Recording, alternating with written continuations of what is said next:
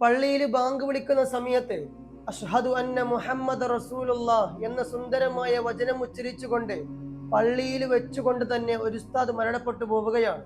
അള്ളാഹു സുബ്ഹാനഹു വ തആല അദ്ദേഹത്തിന് സ്വർഗം പ്രദാനം ചെയ്യട്ടെ. ആമീൻ യാ റബ്ബൽ ആലമീൻ. ഒരു വിശ്വാസിയെ സംബന്ധിച്ചിടത്തോളം ഏറ്റവും സുന്ദരമായ, ഏറ്റവും ഭാഗ്യം ലഭിച്ച മരണമാണ് അള്ളാഹു സുബ്ഹാനഹു വ തആല ആ ഉസ്താദിന് നൽകിയിട്ടുള്ളത്. ഒരു വിശ്വാസി ഏറ്റവും കൂടുതൽ ആഗ്രഹിക്കുന്നുള്ളത് മുഅ്മിനായി ജനിച്ചുകൊണ്ട്, മുഅ്മിനായി ജീവിച്ചുകൊണ്ട്, മുഅ്മിനായി തന്നെ മരിക്കാൻ വേണ്ടിയിട്ടാണ്.